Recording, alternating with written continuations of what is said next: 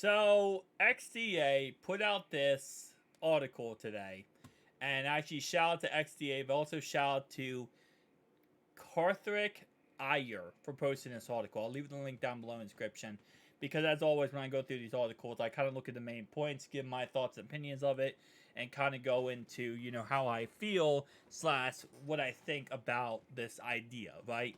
But this is why foldable laptops are better than foldable phones. And of course, we have the Galaxy Z Fold 5 right here. We have the Surface Duo 1 right here, and we have the new Google Pixel Fold right here. So why is laptops better than these bad boys I have in my hand right now? And to be honest, I'll tell you right now, I don't think they're better, right? But I will understand the purpose of why people think they're better. Number one, they're gonna say, and I haven't read the article yet, but I'm just gonna kind of go with my brain here.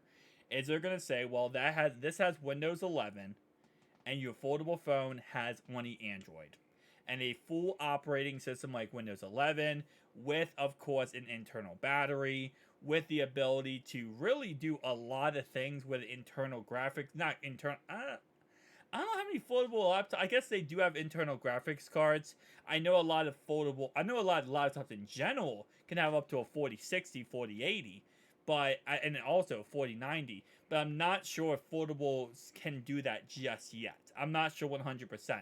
But still, they have a designated graphics that actually, powers this bad boy. And again, it's very, powerful. And it does turn into almost a beautiful tablet. It has a lot bigger of a display than what we see at affordable phones because, of course, they're phones, they're not laptops, right? So there are pros and cons to everything. Um, I will say the cons of this is the bulkiness. That's number one, obviously. Number two is the foldable display, the chance of it breaking. The bigger you make the inside display, the more chance it has of breaking over time or something going wrong and scratching the display, and then it breaks. Like again, like I said, there's always things that are awesome and things that kind of ugh. If you are going to be using your foldable phone as a little mini laptop slash PC, like for example Samsung Dex on the Samsung Galaxy Z Fold 5, you need monitors. You need to plug in monitors and plug your phone in. Even if you are using the Google Pixel Fold or the Surface Duo 1 and 2, again, you still need monitors to connect these devices to, something to get that beautiful, gigantic display if you don't want to use a smaller display. So again, like I said, there are always pros and cons, but let's just get right into it. The first point we have here is more practical to use. And I do agree with that. I think when it comes to a foldable laptop, it is more or less your traditional, you sit down, you're at a coffee shop or wherever you are, and you're able to really utilize a full-on computer experience, right? You're not looking at a cell phone, you're not, having a little mini cell phone set up like this, and let me just show you like this, like set up like this, and you're trying to do stuff, and it's a mess, right? You can actually get a full-on workflow when having a foldable laptop. And that goes for any laptop, period, not just a foldable laptop. I will say, in the context of using a foldable laptop, I would probably rather prefer just a real laptop. Or, like what Microsoft has, a Surface all in one, right? And I think it's called Microsoft Surface Studio 2 is the new one coming out, and they also have all the all-in-one tablet and computers.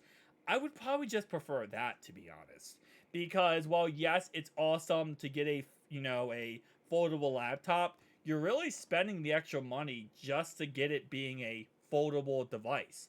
While, for example, you're gonna spend 2 grand on it, why not just buy a brand new Surface Studio that is already 2 grand? And instead of that, you get like an i7, you get really great, upgraded features, and it's probably better just to go with that than go with a foldable laptop. And again, that's why we're now kind of getting that price tag range of, if you're going to go with a foldable laptop, it's actually more practical just to go with a, more traditional laptop. But again, I digress with that subject because we're just talking about foldable phones and foldable laptops. Foldable phones anywhere from $15 to $2,000. So they're kind of in the same ballpark range, but I do understand the more practical use. You get a full-on copy of Windows 11. You also do get, of course, the beautiful display, which is ginormous. Number three, usually you get a little bit more features under the hood when it comes to strictly just, computer components. While a cell phone, while they're great, they don't have it strictly, one-on-one with a laptop computer. They don't. Now, of course, that's because phones are more than just used for computing. They're also used for calls, text, searching the web, YouTube, gaming, entertainment, all that kind of stuff. So it's like they're not really in the same field. While a laptop strictly purpose is usually to work and do get stuff done, right? Now, this is another reason why people prefer, like, for example, with tablets, the the iPad Pro 12.9 inch over the other iPads when it comes to 11-inch and iPad Mini. And the reason why is because that big, huge, beautiful display. And unless you're using a Galaxy Z Fold 5 with Samsung DeX, you're not really getting any type of real operating system with any of these other foldable phones if you do plug them into a monitor. I understand that point. I do understand that point. Alright. Less of a hassle to carry around. Now, the point that go into this one, I believe, and what I'm believing they're going to talk about, is that you're not bringing out a laptop every second when you're walking around, while you're going to be pulling out your cell phone every single second while you're walking around. Now, I think the point they make here, when it comes to less of a hassle to carry around, I think it really falls on its face there, because this is the age-old debate that people have made for ever since foldable phones first came out, and that is, well, when this is in my pocket, it's way too big, and if I have my wallet in there, I mean, come on now, this is iPhone 13, by the way. If I have in my, if I have it in my pocket, I mean, that's almost twice the size of an iPhone.